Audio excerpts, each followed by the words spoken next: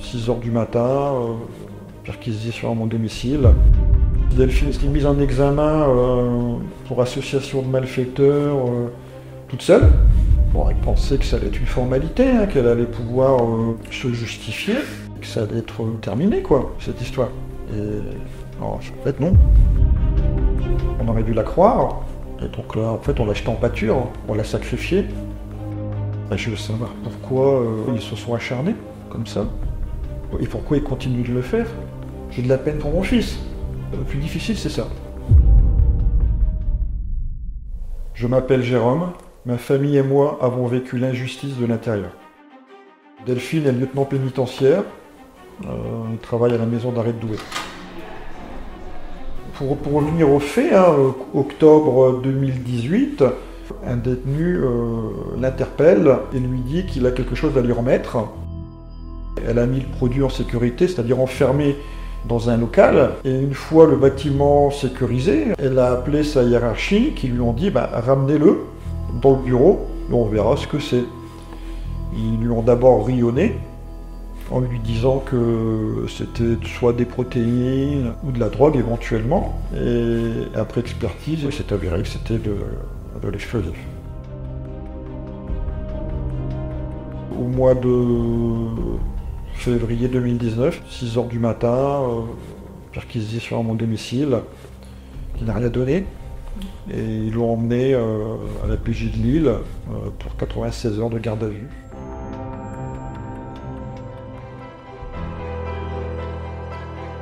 Elle était mise en examen pour association de malfaiteurs toute seule, pour avoir fait rentrer 500 grammes d'explosifs pour le donner à un détenu, alors que c'est le détenu qui lui a remis.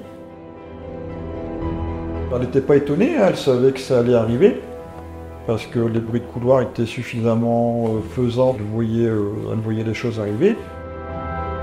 Bon, elle pensait que ça allait être une formalité, qu'elle allait pouvoir se justifier, que ça allait être terminé, quoi, cette histoire. Et en fait, non.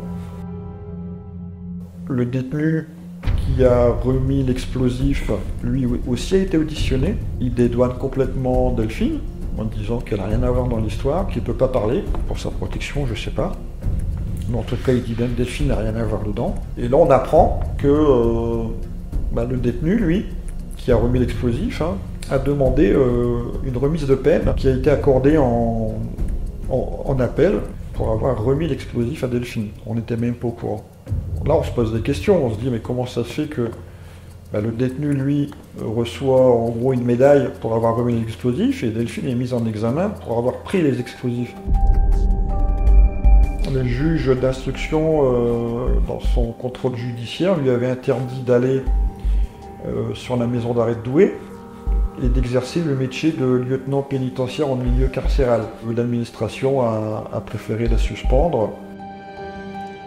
Nous, on n'y croit pas. On pense que ça va être réglé rapidement, que son avocat de l'époque allait gérer ça, qu'il allait se rendre compte qu'il n'y avait rien dans le dossier. Les proches, les voisins sont au courant. Personne n'y croit. Certains collègues n'y croient pas non plus. C'était difficile parce qu'ils étaient quand même peu nombreux. Et au fil du temps, les visites s'estompent. On entend des phrases comme « il n'y a pas de fumée sans feu », des choses comme ça. On n'a plus de nouvelles pendant 2-3 ans. On demande des actes qui ne sont pas faits. On demande de faire entendre sa maman, ce qui n'est pas fait, ou fait tardivement. Elle demande des confrontations, c'est pas fait. Voilà, et il n'y a rien qui est fait. On nous laisse à attendre. La juge répond soit en retard, hors délai, ou alors sous pression de sa hiérarchie aussi. Elle ne fait pas le travail qu'on lui demande, puisqu'elle n'instruit pas le dossier. Delphine voit que sa santé décline hein, au fil des ans. Oui, après c'est une grosse déprime. On vous dit ça va être long. Après, quand ça fait presque 4 ans, là on se dit que voilà, ça va pas avancer.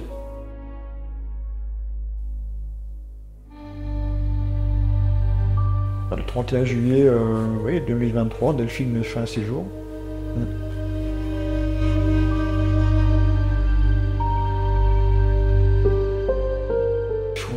faut que je prévienne mon fils.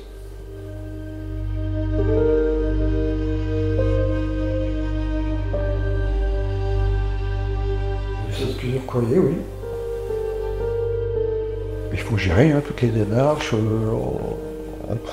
On lit les courriers. Ouais, c'est que ça. Tout se mélange. Hein. Le parquet de Lille a donné son ordonnance de non-lieu courant septembre, donc 1 mois et demi après le décès de Delphine. Je me dis tout ça pour ça. Finalement, c'est la phrase qui revient. On se console en disant que peut-être que si Delphine serait encore là, il n'aurait pas fait cette ordonnance de non-lieu. Ils auraient continué. Il n'y a pas de preuve de son accusation, il n'y a rien du tout. Il n'y a rien. Et elle est accusée pendant 4 ans. C'est soit de l'incompétence, hein, ou du laxisme, hein, je sais pas ce que c'est. Je sais pas. Avec Maître Legrand, on va sans doute attaquer l'État pour faute lourde. Que reprochez-vous à la justice, en fait? Sa lenteur. Pas qu'à la justice, hein, aussi à son administration, hein, qui n'a pas soutenu un de ses agents. Elle aurait dû être protégée hein, dans le cadre de ses fonctions. On aurait dû la croire. Et donc là, en fait, on l'a jeté en pâture, hein, on l'a sacrifié. Je veux savoir pourquoi ils se sont acharnés comme ça, et pourquoi ils continuent de le faire, encore. Il suffisait de lui dire, bah voilà, on s'est trompé, excusez-nous, on pourra pas vous la rendre, mais voilà, rien qu'entendre ça, qu'on puisse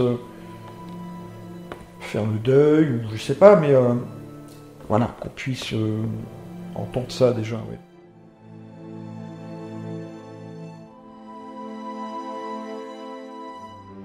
J'ai de la peine pour mon fils. C'est ça, le plus difficile, c'est ça. Et il va comment, votre fils, aujourd'hui? Je vais pas dire qu'il va bien, c'est pas possible de le dire.